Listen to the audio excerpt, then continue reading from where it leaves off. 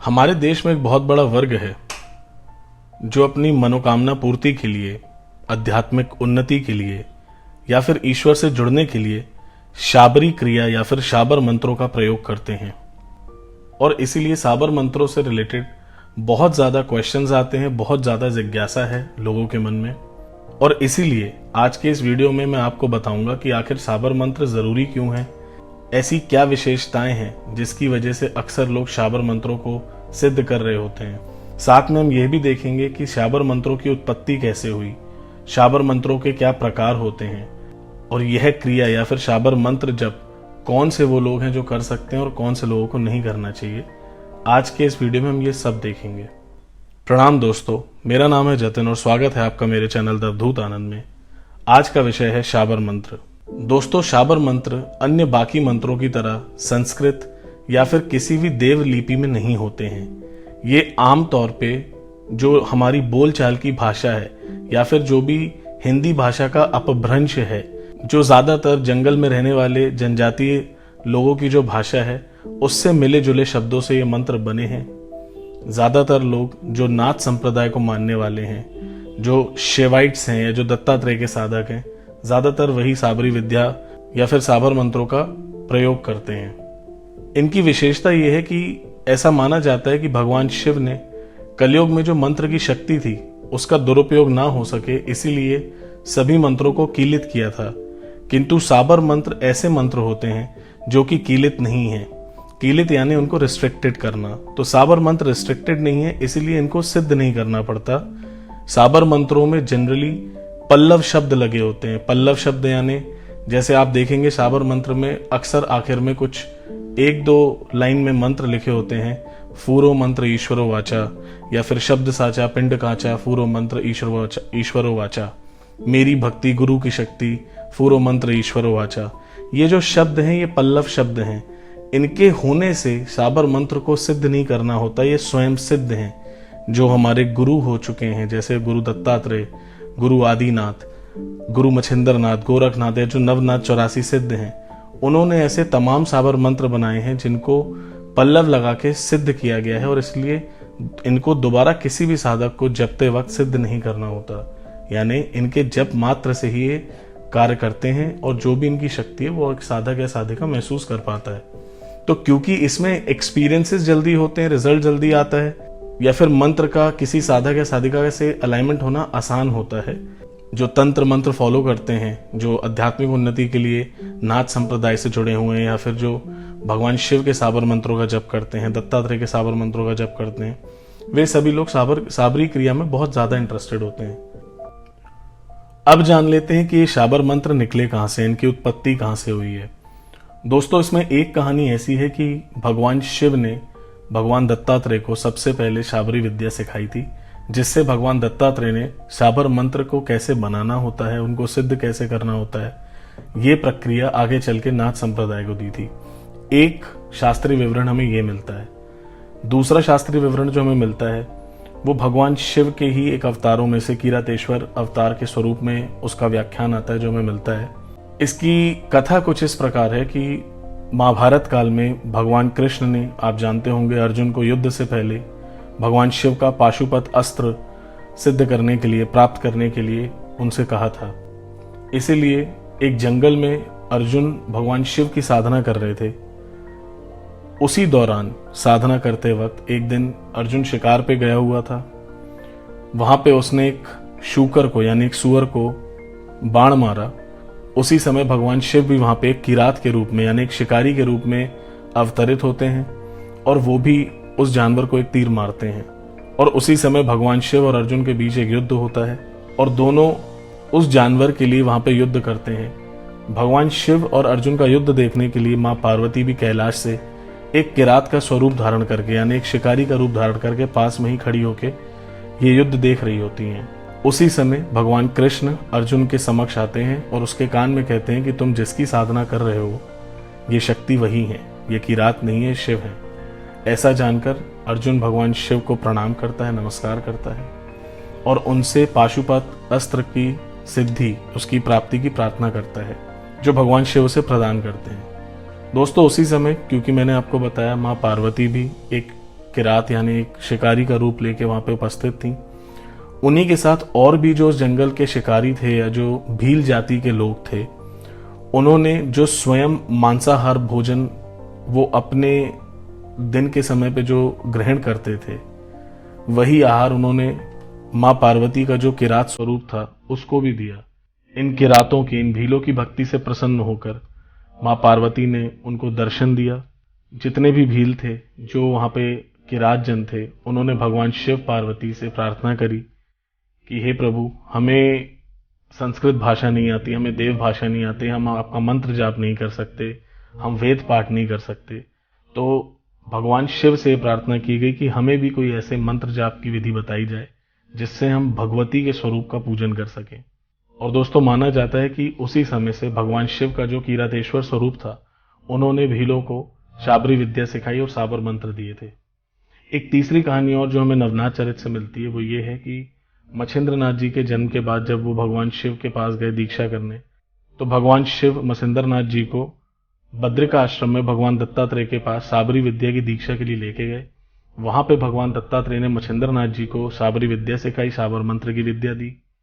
और उसके बाद मत्स्येंद्रनाथ से बाकी के नवनाथों में गोरखनाथ, चरपटीनाथ, कानफनाथ या अन्य जितने भी नाथ संप्रदाय के नवनाथ और 84 सिद्धू हैं, वहां तक ये साबरी विद्या गई।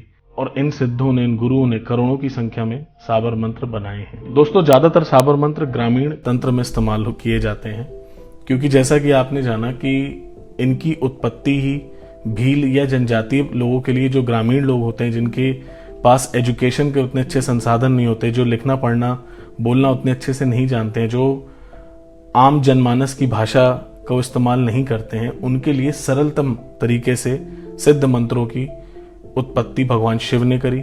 ये जिस भी कहानी से हम चलें, शिव ने करी, भगवान दत्तात्रेय ने करी, जहां से भी, पर ईश्वर ने ये विद्या मनुष्यों तक पहुंचाई।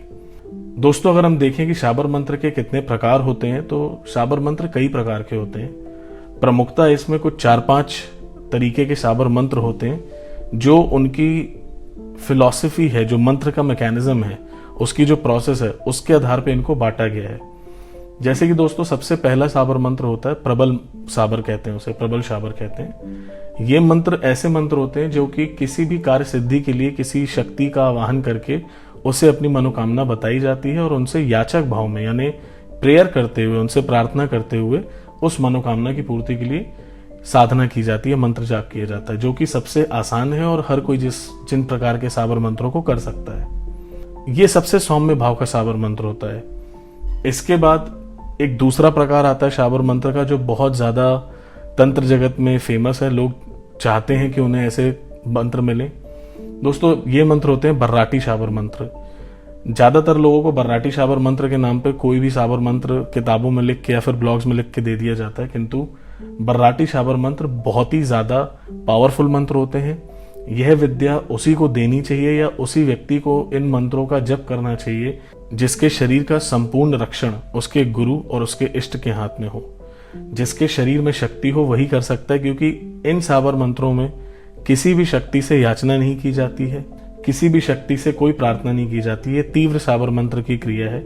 इसमें किसी भी शक्ति को आदेश दिया जाता है, बलपूर्वक उनको डरा धमका के उनसे काम किया जाता है।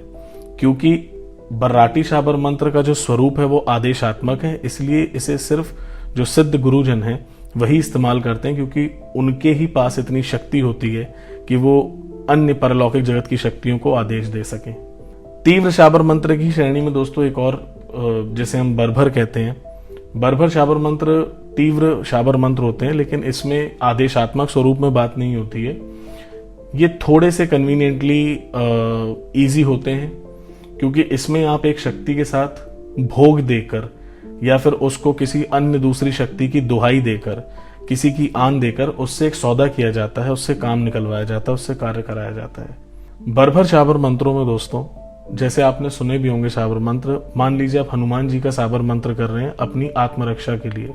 इसी में अगर बरभर हनुमान साबर मंत्र होगा तो उसमें हो सकता है कि उसे सीता माँ की या फिर हनुमान जी को भगवान राम की दुहाई दी हो, उनकी आन दी हो, और क्योंकि प्रभु राम की दुहाई लगी है तो हनुमान जी को काम करना पड़ता है, इसलिए साबर मंत्र जीवित हैं, यही कारण है। दोस्तों, इसके अलावा एक और भी छोटा साबर मंत्र होता है, उसको अढ़ैया शाबर मंत्र या फिर ढैया शाबर मंत्र कहते हैं। जनरली ये शाबर मंत्र वही लोग इस्तेमाल करते हैं और तब इस्तेमाल करते हैं जब कोई भी शाबर मंत्र की शक्ति उनको सिद्ध हो जाती है। जब किसी मंत्र के जप से उन्हें कोई शक्ति सिद्ध हो जाती, जब वो प्रत्यक्षीकरण देती है, तब उनको उस स्पेसिफिक शक्ति का अढ़ैया शाबर मंत्र यानी 2.5 शब्दों का एक छोटा सा शाबर मंत्र, जिसको बोलते ही आप किसी को संकेत दे सको, किसी को बुला सको। इसीलिए जब किसी शक्ति को कोई साधक सिद्ध कर लेते हैं तो वो उनको एक इशारा देते हैं, एक संकेत देते हैं कि जब भी मैं ये 2.5 शब्द कहूंगा तब आपको हाजिर होना, तब आपको मेरी मदद करने आना है। इस शाबर मंत्र की प्रक्रिया और स्वरूप जो है ये संकेतात्मक है, यानी इंडिकेटिव है। इसमें सिर्फ आवाहन के लिए 2.5 शब्द इस्तेमाल किए जाते हैं, इसलिए ये किसी भी आम साधक को नहीं करने चाहिए। ये पता भी नहीं होते, जनरली उन्हीं को पता होते हैं जो सिद्ध की अवस्था में होते हैं, उन्हीं को जरूरत भी होती है।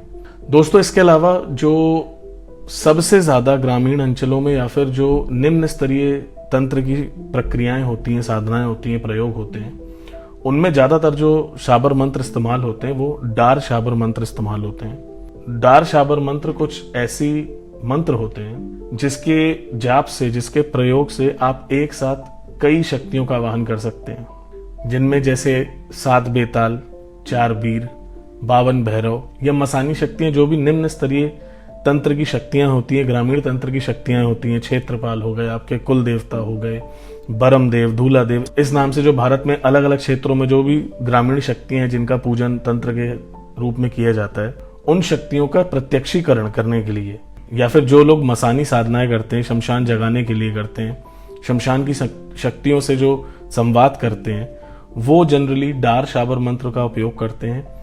दोस्तों, ये सबसे डरावना या सबसे ज्यादा घातक शाबर मंत्र की विद्या है, क्योंकि ये अति तीव्र है। इसमें आप जप करेंगे और आपको समस्त शक्तियां दर्शन देती हैं, प्रत्यक्षीकरण दे सकती हैं या फिर उग्र अनुभव देती हैं।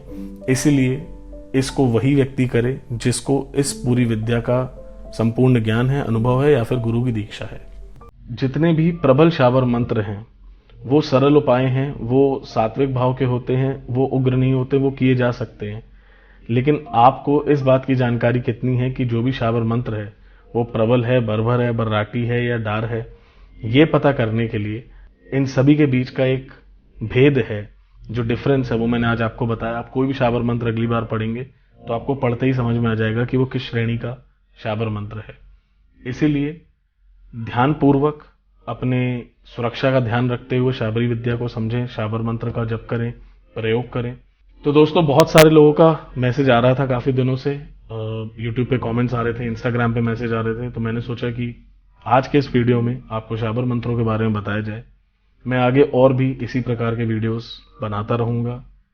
अगर आपको इस प्रकार के सात्विक तंत्र से जुड़े हुए वीडियोस, अध्यात्म से जुड़े हुए वीडियोस या फिर एस्ट्रोलॉजी और न्यूमरोलॉजी से रिलेटेड जो भी हम उपाय बताते हैं, इन सब में इंटरेस्ट है तो आप जरूर हमारे इंस्टाग्राम पेज को फॉलो करें। आपकी सपोर्ट और आपके सजेशंस की वजह से आज हम बहुत सारे लोगों तक पहुंच पा रहे हैं, और मैं कोशिश कर रहा हूं कि जो भी अवधूत दत्तात्रेय का ज्ञान मैं लोगों तक पहुंचा सकूं, जितना मैं खुद समझ पाया हूं उतना समझा सकूं, उतना पहुंचा सकूं। और इस मेरे छोटे से इनिशिएटिव में आपका जो भी सपोर्ट है, इसके लिए बहुत बहुत धन्यवाद। दोस्तों, वीडियो अच्छा लगा हो तो लाइक करें, इसे अपने परिवार के और भी सदस्यों तक शेयर करें, अपने स्टेटस पे लगाएं, अपने स्टोरी पे लगाएं, ताकि यही ज्ञान और भी लोगों तक पहुंच सके। और अगले वीडियो की नोटिफिकेशन के लिए चैनल को सब्सक्राइब करें, बेल आइकन को प्रेस कर लें। धन्यवाद।